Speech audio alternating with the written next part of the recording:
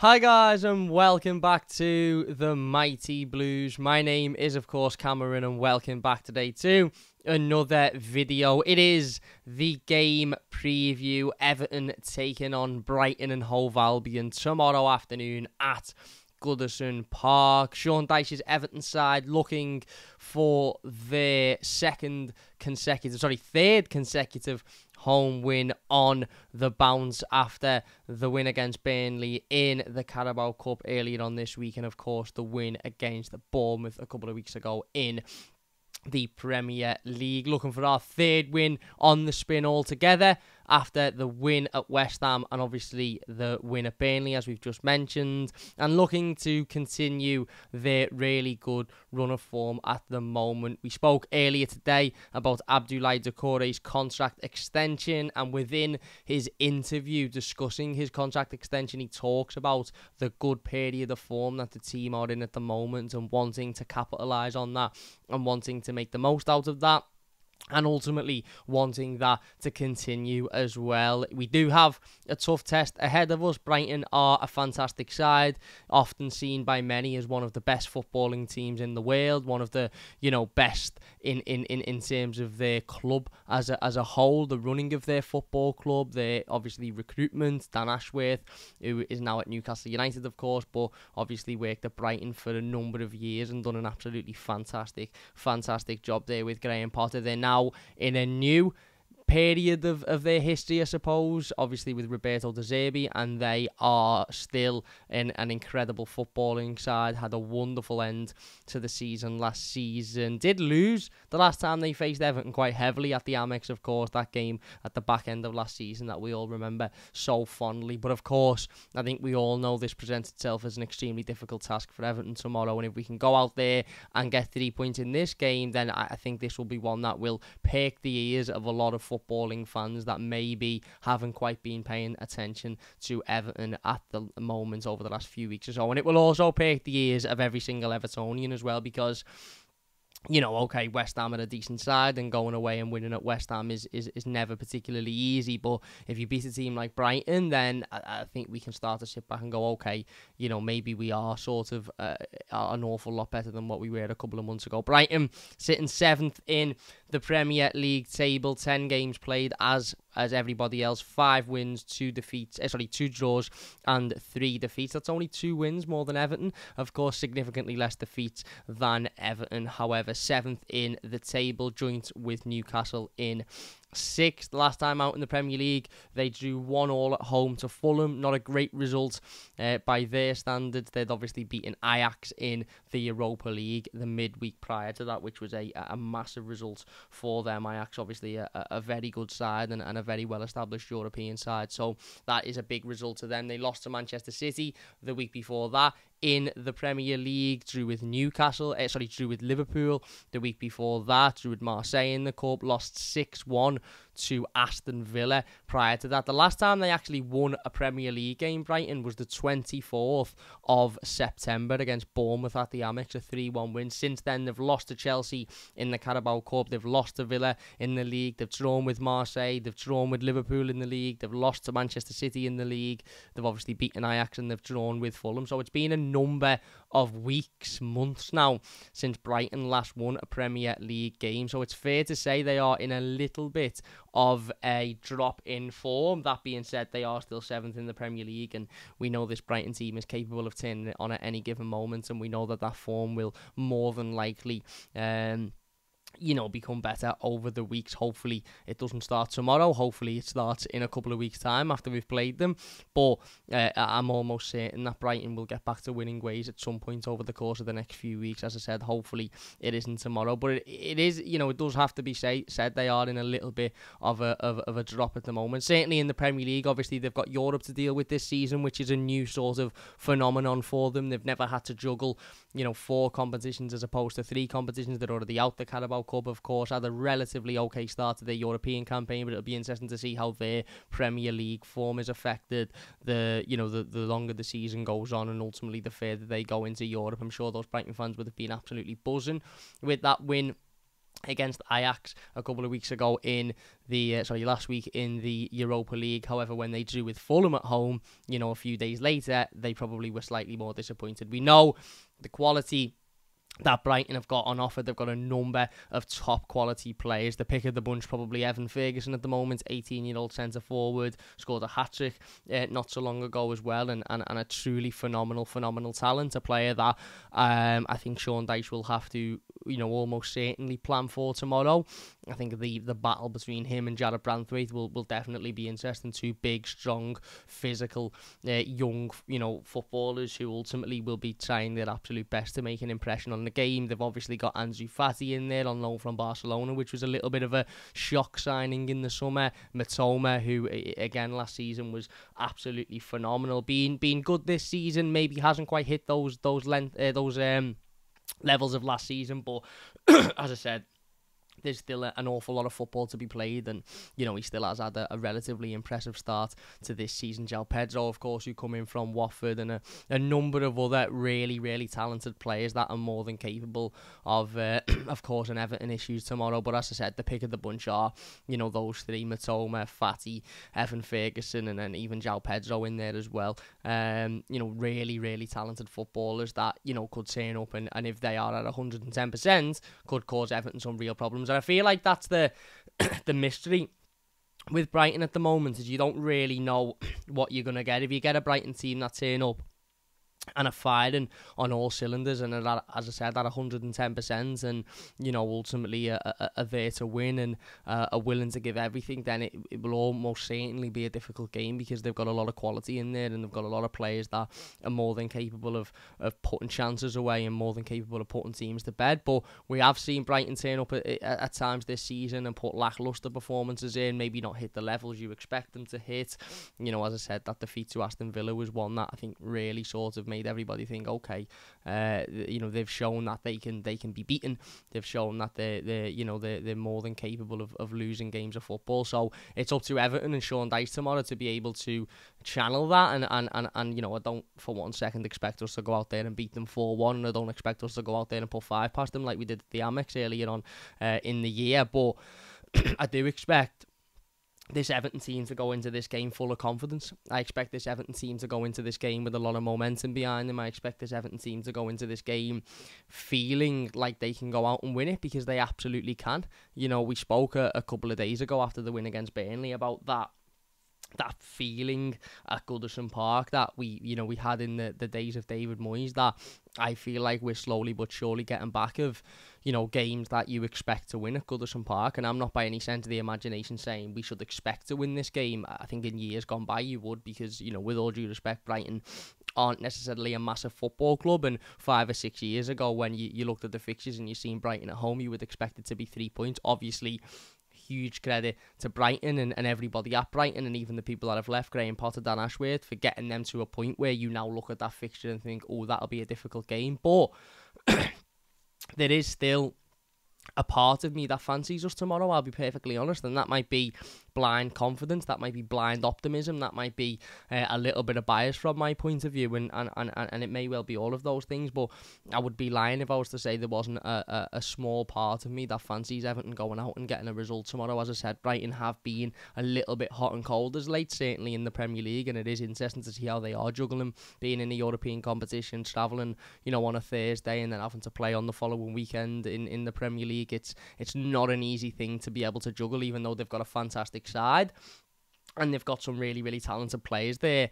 Have they got the squad depth to be able to do that and maintain their form of last season in the Premier League? I'm not quite sure, and I think their form at the moment is showing the answer to those questions. So I do think this is an opportunity for Everton tomorrow. I think we've got to be wary. I think we've got to be cautious. Of course we have, because as I've just mentioned, they've got some really talented players in there, and they've got some players that without a doubt can hurt Everton and without a doubt could cause Everton issues. But I also think there's absolutely no reason we shouldn't be going into this full of confidence tomorrow. We're off the back of a fantastic win in midweek against another Premier League side. Now, okay, obviously Brighton are a much better side than Burnley and have got much more talent, at their disposal, but Burnley is still a Premier League side that come to Goodison and were dispatched of relatively comfortably. We beat a good West Ham side away from home the week prior to that. We dominated against the Bournemouth side a couple of weeks ago, so there's no reason this Everton team shouldn't be going into this game confident, thinking, do you know what, we can get something here. Brighton are a good side, and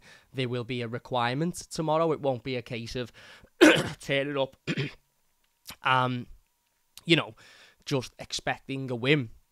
Pardon me, by the way, I've got a bit of a tickly throat. We'll have to give everything.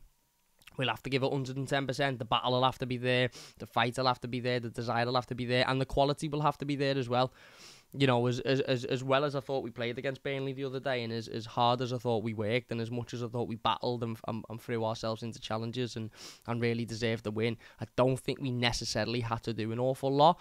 We did. We give everything and we worked, like I said, and in that second half it was much better than what the first half was. But Burnley never really threatened us. They never really threatened us once. They never put any real pressure on Jordan Pickford. They never put us in a situation where we ever thought that we were going to lose that game. Brighton could quite easily put us in those positions tomorrow. They've got quality there that if we give them an opportunity, if we make a mistake at the back and we gift Evan Ferguson a one-on-one, he's more than likely going to score it. If we gift Matoma a free run, a goal, he's probably going to create something from that. Ansu Fati, again, a Barcelona bred youngster who hasn't had the most impressive start at Brighton yet, but is still incredibly talented.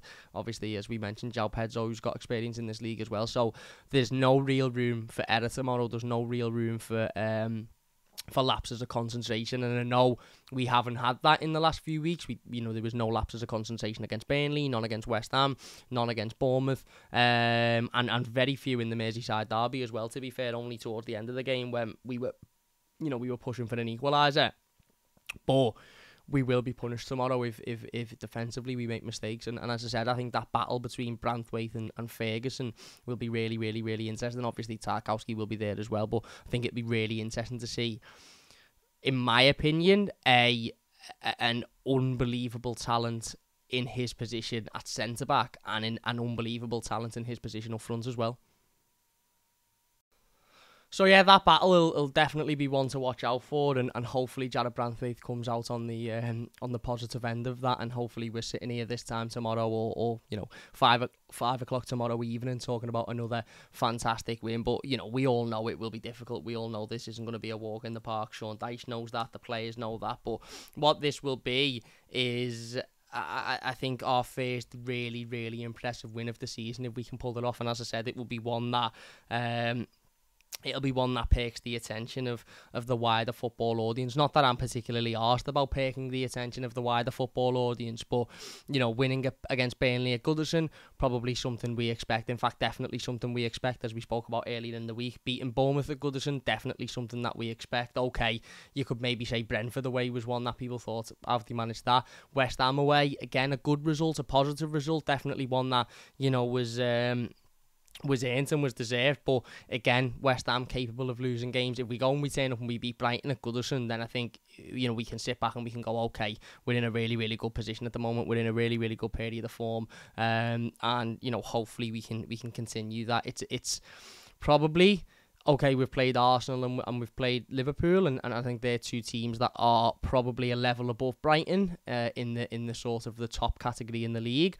Brighton are definitely the level below them, but a much higher level than what we are. So it'll be interesting to see us test ourselves tomorrow. And as I said, I'm more than confident. I think if we go out there, we work hard, we put ourselves about, we battle, I do believe we can come away with the win. You might think I'm being a little bit biased saying that, but I genuinely do believe we can. So anyway, let's get into our predicted starting 11, brought to you by Fan Hub. As always, don't forget to go and check out the Fan Hub app in the description, top line of it. If you use the code THE-UBP, you'll get on there straight away. You can predict your starting 11s, of course. You can input all of the matches that you've been to this season. I will show you that there. As you can see, I've been to 5 games, all home games this season. Your total miles are calculated. If you've been to away games, that will obviously calculate your miles as well. Go and follow us there at the Mighty Blues. Predict your lineup for the game tomorrow. And the better your prediction is, the more points you will get. The more points you get, ultimately, the higher the rewards are. You can exchange them for t-shirts, you can exchange them for clothing, hats, you can exchange them for beers as well in certain pubs. So go over there, check out the Fan Hub app. It's completely free. Download it, follow us over there, and as I said, get your predictions in. So yeah, in terms of the team tomorrow, I'm just going to mess about with the formation slightly there. Let's just jump straight into it. There's no point in messing about. In goal, Jordan Pickford. Again, our number one.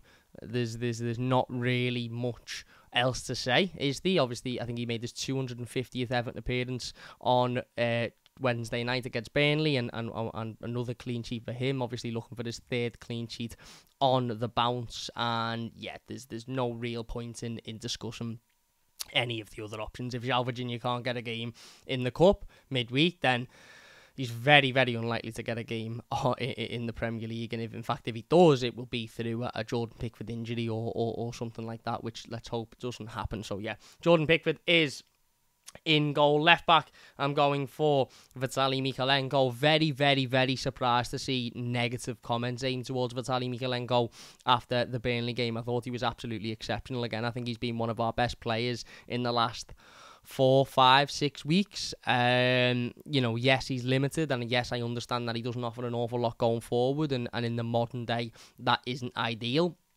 in a fullback, but ultimately I think he's somebody that has improved defensively massively over the last few weeks or so. I think the introduction of Jarrad Branthwaite in there at left centre-back has helped them hugely as well, and he's somebody that is in a really, really rich reign of form at the moment, and I think it would be extremely, extremely harsh to take him out of the team.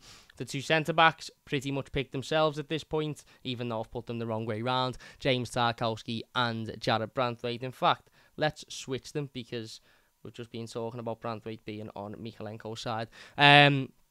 Obviously, both started midweek. The only, I suppose, question is how James Tarkowski will fare playing 2 games in the space of a week. It'll be 3 games in the space of 6 days. I suppose that's just something that we'll have to wait and see about. I don't see a world in where James Tarkowski doesn't start tomorrow. Again, as I said, barring any late fitness issues, which touch wood doesn't happen, he almost certainly will be in this team next to Jarrad Branthwaite, and rightly so. And like I said before, it'll be really interesting to see the dynamic between Branthwaite and Ferguson, or Tarkowski and Ferguson, and how they manage to deal with a talent like him, because he is a real talent. Right back then. Right back, I am going to go with,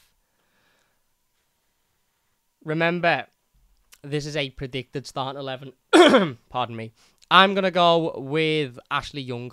Obviously, he's back, saved the suspension after being sent off against Liverpool, missed the game against West Ham, obviously played midweek against Burnley, picked himself up a goal. If it was up to me, I would have Nathan Patterson in there.